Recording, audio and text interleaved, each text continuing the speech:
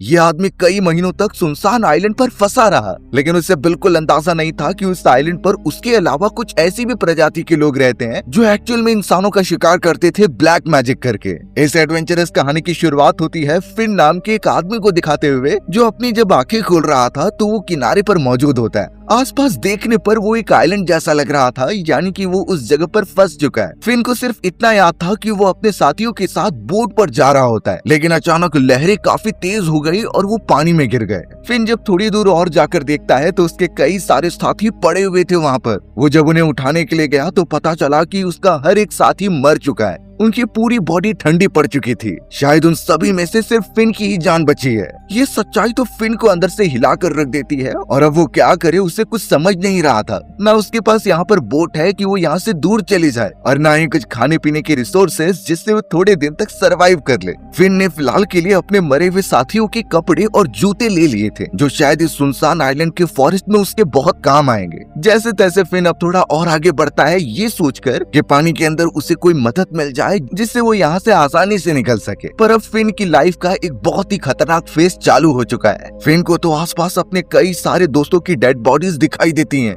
उनमें से तो वो कुछ को किनारे पर लाता है और रेत के अंदर दफन कर देता है। फिन को तो अपने साथियों के प्रति बहुत बुरा लग रहा था, पर फिलहाल उसे यहाँ से निकलने का तरीका ढूंढना है। इसलिए फिन ट्रैवल करते हुए अब पहाड़ की थोड़ी चोटी पर चले जाता है। उसे लग रहा था कि ऊंचाई से वो किसी को देख लेगा और मदद के लिए बुला लेगा, लेकिन पहाड़ी की चोटी पर चढ़ते चढ़ते उसे कई घंटे बीत जाते हैं। और जब वो उतनी ऊंचाई से नजर घुमाता है तो चारों तरफ सिर्फ और सिर्फ पानी मौजूद था। ना कोई दूसरा आइलैंड और ना ही कोई शिप दिखाई दे रही थी वहाँ से। यानी ये बात तो फिन को समझ गई थी कि वो बुरी तरीके से फंस चुका है। कुछ दिनों से ना ही उसने कुछ खाया और पिया होता है, लेकिन जब फिन वहाँ से नीचे की तरफ आया तो उसे कुछ कोकोनट दिख जाते हैं। जल्द से जल्द उसने कोकोनट को फोड़कर उसका पानी पीना स्टार्ट कर दिया। ये पानी मानो फिन के लिए अमृत जैसा लग रहा हो। उसके बॉडी को इससे थोड़ी सी राहत मिलती है, लेकिन सिर्फ पानी से वो पेट नहीं भर सकता। अचानक उसी जगह के आसपास घूमते हुए उसे किसी के भौंकने की आवाज आती है। जैसे वो एक गड्ढे के अंदर देख रहा था तो पता चला वहाँ पर एक कुत्ता है,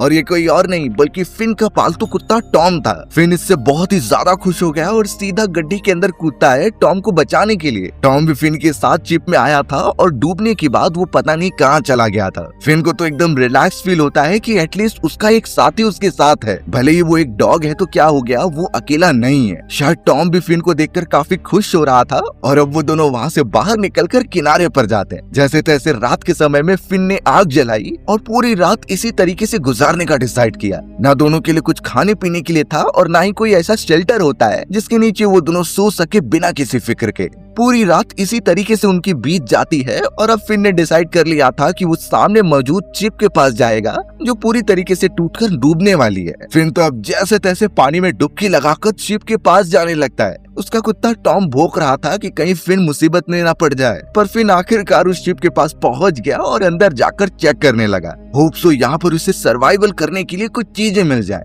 फिन तो अब उस शिप के अंदर जाकर हर जगह पर देखने लगता है कि कोई काम की चीज मिल जाए। थोड़ी सर्च के बाद उसे वहाँ पर कई सारे बक्से दिखाई दिए, जिसे ओपन करने पर उसमें कई सारे सोने के सिक्के थे। पर अभी कंडीशन ऐसी है कि इन सोने की कोई वैल्यू ही नहीं है। फिन तो उन सोने के सिक्के को छोड़ देता है और बाकी चीजें ढूंढता है। लिटरली उसे कुछ सामान मिल गए थे और वाइन भी मिली होती है। वो थोड़ा खुश भी हो रहा था कि एटलीस्ट वो वाइन पीकर अपना काम चला सकता है। वहाँ पर ब्रेड के टुकड़े से लेकर और भी छोटे सामान की चीजें थी जिससे वो कुछ दिनों तक काम चला सकता था। जल्द से जल्द उसने सारे काम के सामान बाहर किए और उसे पानी की मदद से किनारे पर लेकर जाने लगा। जैसे तैसे वो भी सही सलामत किनारे पर पहुंच जाता है, और अब उसे और उसके कुत्ते टॉम को कुछ दिनों तक टेंशन लेने की जरूरत नहीं, क्योंकि उनके पास उतने रिसोर्सेज सर्वाइव करने के लिए मौजूद थे। धीरे धीरे वहाँ रात का भी समय हो गया और वो आग जलाकर उसके कुत्ते के साथ रहता, लेकिन अचानक उन्हें झाड़ियों में से कुछ आवाज सुनाई दी जो शायद जंगली जानवरों की थी। दोनों ही इस बात से काफी ज्यादा डर जाते हैं, लेकिन फिन को पता था कि जब तक ये आग जलती रहेगी वो जंगली जानवर उसके पास नहीं आएंगे। इसीलिए वो अपने कुत्ते टॉम के साथ उसी जगह पर रहता है और बिल्कुल भी आगे बढ़ने की कोशिश नहीं करता है। अब जैसे ही सुबह हुई तो एक शॉकिंग रियलिटी सामने आती है। पता चला कि फिन जो सामान लेकर आया था उसे कई सारे जंगली जानवर ने रौंद कर रख दिया है। उसके ब्रेड के टुकड़े और ऐसे रिसोर्सेज जो इस क्रूशियल टाइम में काम आ सकते थे, सब के सब एकदम बेकार हो चुके हैं। फिन को तो अब उस जंगली जानवर के ऊपर बहुत गुस्सा आने लगा था।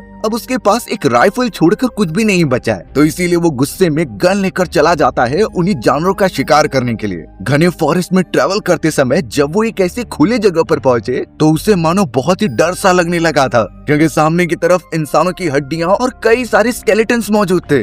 ये इतना खौफनाक मंजर था जैसे कि कोई इंसानों का ही शिकार करके उन्हें मार रहा हो। आसपास देखने के बाद इतना तो क्लियर हो चुका था कि इस जगह पर जानवरों के अलावा भी कोई और रहता है। उसका कुत्ता तो इतना भौंकने लगा उन फुटप्रिंट को देखकर जो इंसानों के थे और चारों तरफ फैले हुए होते हैं। यानी ऑब्वियस बात है कि यहाँ कोई ऐसे कबीले वाले रहते हैं जो शायद इंसानों का शिकार करते हैं। ये बहुत ही ज्यादा बुरी खबर है जिसे फिन समझ चुका था, और अब वो अपने कुत्ते टॉम को लेकर वहाँ से तुरंत ही भागने लगता है। उसके दिमाग में सिर्फ इतनी बात चल रही थी कि उसे इस आइलैंड से दूर जाना है, नहीं तो शायद उसकी भी जान खतरे में पड़ सकती है। अब उसके पास कोई बोट तो थी नहीं, तो इसीलिए वो कई सारी मजबूत लकड़ियां जमा करके एक बोट बनाने का डिसाइड करता है। उसे अच्छी तरीके से पता था कि बोट का स्ट्रक्चर क्या होता है, तो वो उस हिसाब से सभी को अरेंज करने लगा। इतने घंटे तक काम करने के बाद फिन ने बिल्कुल भी ब्रेक नहीं लिया, क्योंकि उसे पता है कि एक गलती दोनों की जान ले लेगी। उसकी पूरी बॉडी इतने घंटे काम करने के बाद थक गई थी, लेकिन फिर भी वो रुकता नहीं और कई सारी लकड़ियों को एक दूसरे से जोड़ता चला जाता है। उसे तो अपने हाथ पर चोट भी लगती है और रिसोर्सेस तो एकदम जीरो के बराबर थे, और अगर वो कुछ खाए पिएगा नहीं तो वैसे ही मर जाएगा। इस वजह से फिन ने आसपास मौजूद कई सारे पक्षियों और बतख को पालना स्टार्ट कर दिया। वो उन्हें एक साथ रखता है ताकि उनकी आबादी बढ़ती रहे और समय आने पर वो उन्हें खाकर अपने बॉडी को स्ट्रेंथ प्रोवाइड कर सके। कई दिनों की मेहनत के बाद आखिरकार फिन उनमें से एक बतख को मार देता है और उसे भूनकर खाने लगता है। इतने समय बीत जाने के बाद उसका टेस्ट उसे बहुत ज्यादा अच्छा लग रहा था। वो अपने कुत्ते को भी खाने के लिए देता है और दोनों उस रात को काफी एंजॉय करते हैं। पर सुबह होते ही वो अपने काम पर वापस लग गया। यानी कि फिन ने डिसाइड कर लिया था कि चाहे कुछ भी हो वो यहाँ से निकल कर रहेगा। ऑलमोस्ट इतने दिनों की मेहनत के बाद उसने स्ट्रक्चर बना लिया होता है बोट का, सिर्फ उसे कवर करना था वाटरप्रूफ लकड़ियों से, और ये फेस शायद उसके लिए बहुत मुश्किल होने वाला था। लेकिन फिन रुकता नहीं और अपने काम में बिजी हो जाता है। फिन ने अलग अलग लकड़ियां उसके ऊपर कवर कर दी और कई सारे पेड़ों की खाल को जलाकर उसने काला लेयर बना दिया था। वो उसे अच्छी तरीके से बोट के हर एक कोने में लगा देता ताकि पानी अंदर ना आ सके। अब सिर्फ देरी थी उस बोट को पानी में उतारने की। फिन ने तो एक ऐसी ढलान भी बनाई होती है जिस पर बोट को रखने के बाद वो लकड़ियों की मदद से नीचे जाती चली जाएगी पानी के अंदर। इससे वो बड़ी आसानी से उसमें बैठकर यहाँ से बाहर निकल सकता है। सब कुछ एकदम सेट हो चुका था और फिन तो यही सोचता है कि वो यहाँ से निकल ही जाएगा। उसने आखिरी बार अपने कुत्ते के साथ इस आइलैंड पर मजे किए और अपने लिए एक बहुत ही अच्छी ड्रेस पहन ली। ऐसा लग रहा था कि फिन का सपना पूरा होने वाला है और वो यहाँ से बचकर निकल जाएगा। पर कहते हैं कि कभी कभी जैसा हम सोचते हैं वैसा नहीं होता। फिन ने अपनी वो बड़ी सी शिप उस ढलान वाले रास्ते पर डाल तो दी और वो थोड़े समय तक नीचे की तरफ प्रॉपरली जाते भी है, लेकिन अचानक पता चला कि उस शिप का बैलेंस ऐसा बिगड़ गया है कि वो आधे रास्ते में ही पलट जाती है और एक चट्टान से जाकर टकरा जाती है। उस बोट का आधे से ज्यादा हिस्सा टूट चुका था और यहाँ फिन की मेहनत भी, उसने इतने दिन इस बोट को बनाने के लिए लगाए थे, सब का सब पानी में मिल गया होता है। फिन के चेहरे पर निराशा साफ दिखाई दे रही थी और अब तो उसके अंदर जो हिम्मत और जिज्ञासा भरी हुई होती है यहाँ से बाहर निकलने की, वो ड्रास्टिकली अब कम होने लगती है। फिन तो अब यही सोचने लगा था कि शायद उसे अपनी पूरी जिंदगी इसी आइलैंड पर बितानी होगी। दिन तो अब महीने में कन्वर्ट होने लगे और उसे पूरा 1 साल वहाँ पर बीत जाता है। बेचारे फिन ने रियलिटी एक्सेप्ट कर ली थी कि वो यहाँ से नहीं निकल पाएगा, इसीलिए उसने अपने कुत्ते टॉम के साथ वहीं पर जीवन यापन करने का डिसाइड कर लिया होता है। एक अच्छी बात ये होती है कि फिन को शिप के अंदर से कई सारे पेड़ पौधों के बीज मिले होते हैं, तो फिन ने उन्हीं सारे बीजों को अच्छी तरीके से लगा दिया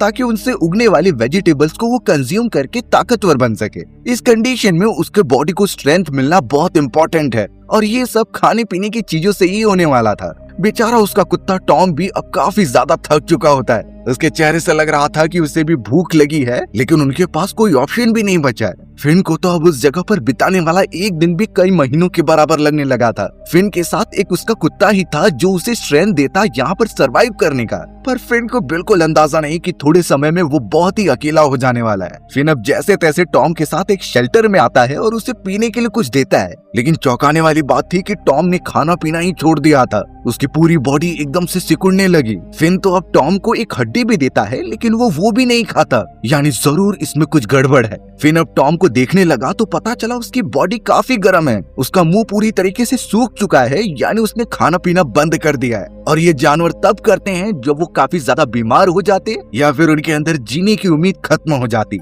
फिन इस बात से बहुत ही ज्यादा डरने लगा क्योंकि उसके डॉग के जाने के बाद तो वो इस आइलैंड पर पूरा अकेला हो जाएगा। जैसे तैसे वो अपने डॉग की देख रेख करता है और उसे अच्छी तरीके से सुलाता है, पर अभी भी डॉग के बिहेवियर में कुछ फर्क नहीं आ रहा था। फिन तो कई देर तक उसे पकड़कर रोता रहा और आखिरकार एक चम्मच में वाइन भरकर उसे पिलाता है, ये सोचकर कि ये किसी दवा की तरह काम करेगी और उसके कुत्ते को ठीक कर देगी। लेकिन कुछ समय बीतने के बाद उसका कुत्ता तो हिल भी नहीं रहा था। फिन तो रात भर सोया भी नहीं होता और अपने कुत्ते के पास बैठकर रोने लगता है। शॉकिंग बात पता चली कि उसका कुत्ता अब मर चुका है, यानी फिन का डर एकदम सच हो गया और वो इस आइलैंड पर अब अकेला है। फिन को बहुत गुस्सा भी आ रहा था और वो अपने नसीब को ही कोस रहा होता है। उसे ऐसा लग रहा था कि अगर वो अपने साथियों के साथ पहले ही मर गया होता तो उसे इतना तड़पना नहीं पड़ता। फिन जैसे तैसे किनारे पर जाकर अपने मरे हुए कुत्ते टॉम की बॉडी दफना देता है। वो इतना गुस्सा था कि पानी में कूदकर जोर से चिल्लाने लगा, जैसे कि अगर कोई उसके सामने आ जाए तो वो उसे वैसे ही खत्म करके खा जाएगा। मानो कि तब से ही फिन के साथ सारी चीजें गलत ही हो रही हैं। उसका तो अपनी जिंदगी और ईश्वर पर से पूरा भरोसा ही उठ गया था।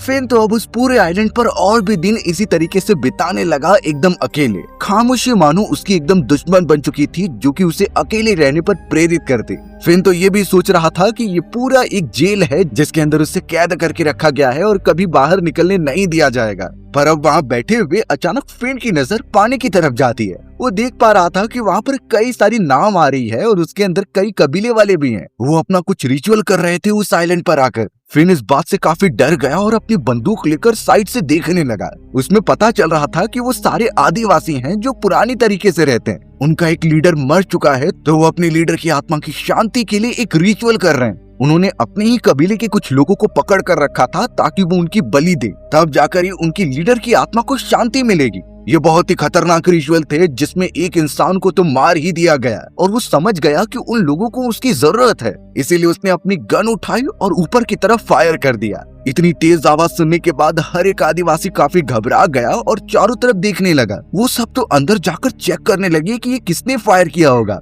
और इसी मौके का फायदा उठाकर वो ब्लैक मैन जिसे पकड़ कर रखा गया था बलि के लिए, वो वहाँ से भागने में कामयाब हो जाता है। बाकी सारे आदिवासी उसे ढूंढने के चक्कर में थे, लेकिन अब दिन ढलने लगा था। वो भागा हुआ आदिवासी और भी ज्यादा फॉरेस्ट के अंदर जाता है और एक कोने में छुप जाता है, लेकिन फिन ने उसे बड़ी आसानी से ढूंढ लिया। वो तो गन की मदद से उसके ऊपर पॉइंट कर देता है और बिल्कुल भी आवाज नहीं करने के लिए कह रहा था। कुछ देर तक वो सारे आदिवासी के ग्रुप उसे ढूंढते रहते हैं और जब वो नहीं मिलता तो अपनी बोट पर बैठकर वापस दूर चले जाते हैं। फिन तो उस ब्लैक मैन के पास आकर उसके हाथ खोल देता है और उससे बातचीत करने की कोशिश करता है, लेकिन दोनों के लैंग्वेजेस एकदम अलग थी। ब्लैक मैन को फिन की कोई भी बात समझ में नहीं आ रही थी, इसीलिए फिन उससे इशारे में बात कर रहा था, जो कि एक कॉमन लैंग्वेज है। ब्लैक मैन उसे थोड़ा समझता है और अब फिन उसे थोड़े रहन सहन के तरीके सिखा रहा था।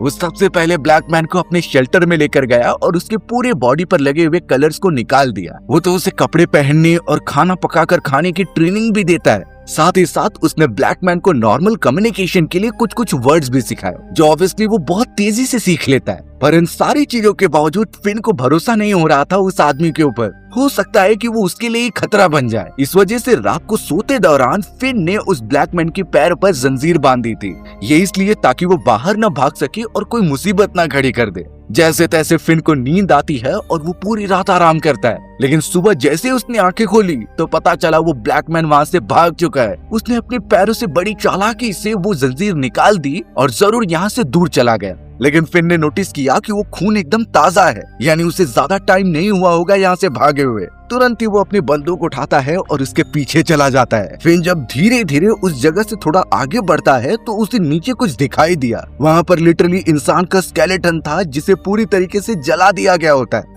अब तो फिन काफी सहम गया कि वो सारे ग्रुप वाले वापस तो नहीं आ गए। वो तो उस ब्लैक मैन को ढूंढने की छानबीन जारी रखता है, पर अगले ही मोमेंट उसने कुछ ऐसा देखा जिससे उसके पूरे होश और आवाज उड़ गए थे। लिटरली झाड़ियां हटाने पर उसे ब्लैक मैन का सर दिखाई देता है, यानी उन आदिवासियों ने उसे आखिरकार पकड़कर मार ही दिया।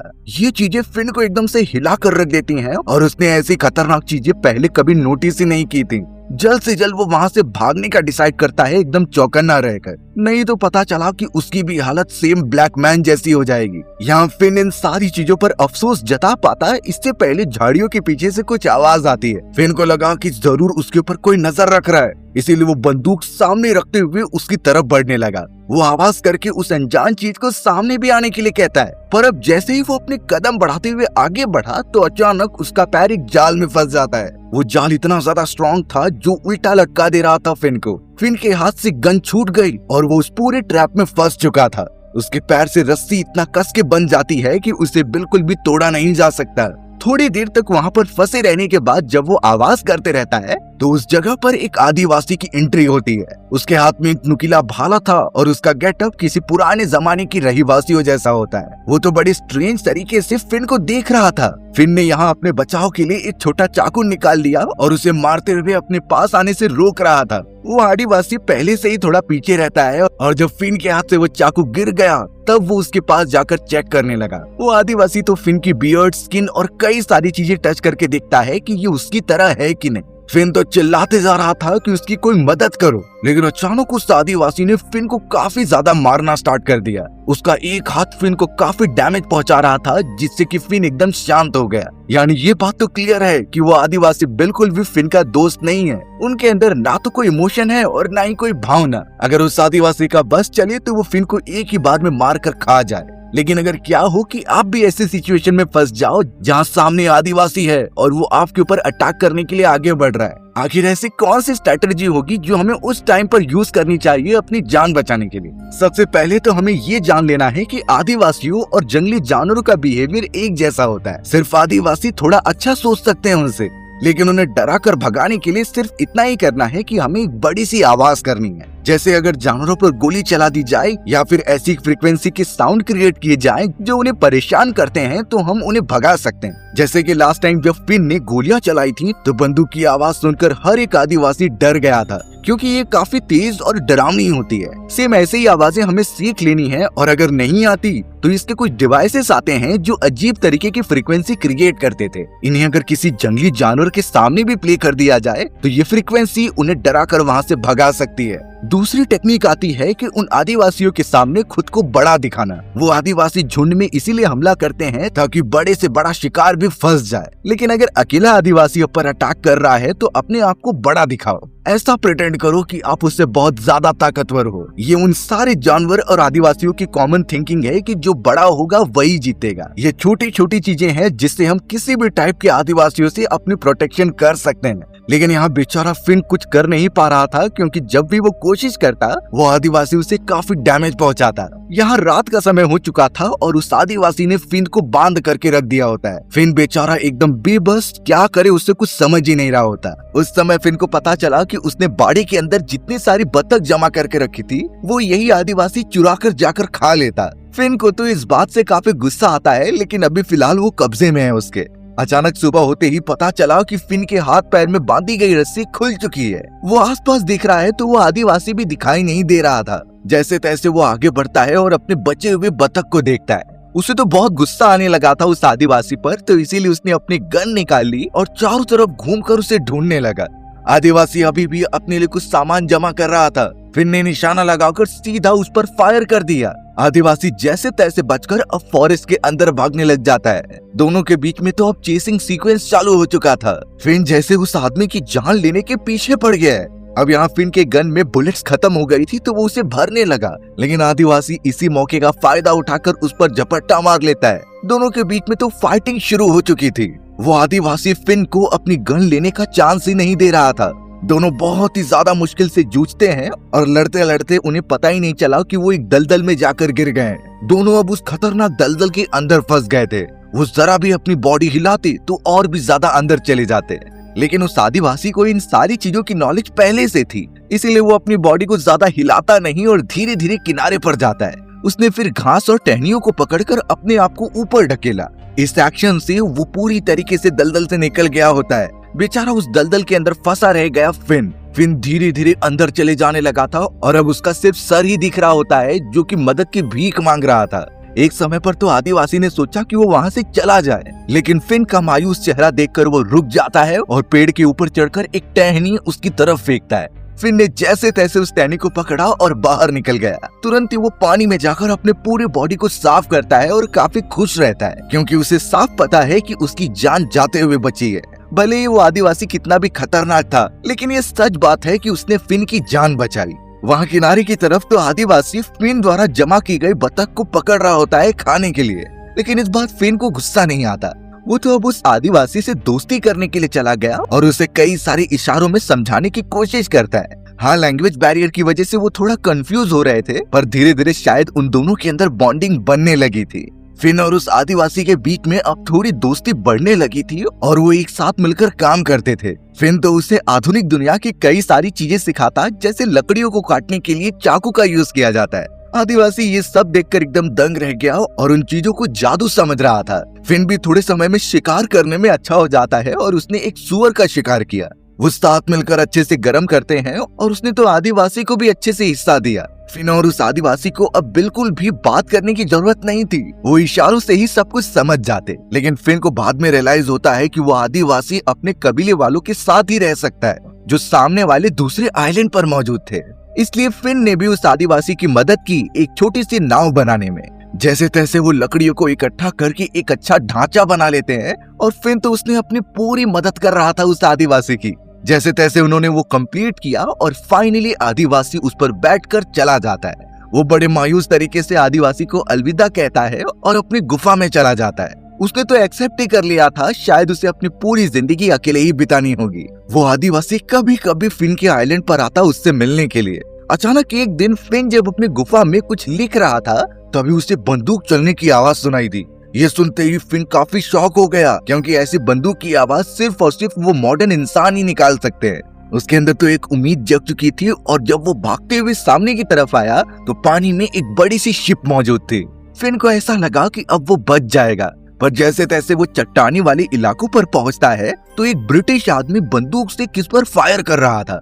जैसे ही फिन ने देखा तो पता चला वहाँ पर वही उसका आदिवासी दोस्त है, जिसे उन्होंने गोली मार दिया है और अपने साथ लेकर जा रहे हैं। फिन ये देखकर एकदम दंग रह गया और फिर पता चला कि ये सब वो ब्रिटिश लोग हैं जो ऐसे आइलैंड पर आकर इस तरीके के आदिवासियों को मारकर लेकर जाते थे। जब वो सब पानी में आगे बढ़ रहे थे तो फिन भी उस शिप के ऊपर चला गया। शिप का लीडर जैसे ही फिन को दिखता है तो सभी एक सेकंड के लिए रुक गए थे, क्योंकि फिन भी उनकी तरह ही ब्रिटिश कंट्री का था और उसे उनकी लैंग्वेज बहुत अच्छी तरीके से आती थी। इसी वजह से लीडर ने फिन पर हमला नहीं किया और उसकी बात सुनने के लिए नीचे चला गया। फिन ने उन्हें हर एक चीजें बताई कि कैसे उसे यहाँ पर कितने साल बीत चुके हैं। उसकी बोट टूट गई थी और तब से वो वहाँ पर सरवाइव कर रहा है। फिन की ये दर्दनाक कहानी सुनकर तो लीडर और बाकी सब भी एकदम शॉक हो गए थे। लीडर ने फिन को अपने साथ एक मेहमान के तौर पर रख लिया और अब वो शहर की तरफ बढ़ रहे थे। रात के समय फिन के अलावा सभी सो चुके होते हैं। फिन धीरे धीरे अपने कदम बढ़ाता है उस आदिवासी की तरफ जिसे कैद करके रखा गया था। वो जैसे तैसे उसके हाथ पैर की जंजीरों को ओपन करता है और वो दोनों एक दूसरे को सहम कर देखते हैं। लेकिन फिर फिन ने उस आदिवासी से अलविदा लिया और उसे आजाद कर दिया। सामने एक छोटी सी नाव उसने बना कर रखी थी, जिसमें बैठकर वो आदिवासी दूर चला जाता है। फिन उसे बहुत देर तक देखता रहा और यही सोचता है कि एटलीस्ट उसका दोस्त जिंदा है। इसकी खुशी उसे बहुत ज्यादा थी और इस तरीके से दोनों की ही जान बच गई होती है। सो व्यूअर्स, अगर आपको मेरा नरेशन 1% भी अच्छा लगा होगा ना, तो वीडियो को लाइक एंड चैनल को सब्सक्राइब जरूर कर देना। मिलते हैं इसी तरीके की मजेदार वीडियोस में, तब तक के लिए बाय बाय।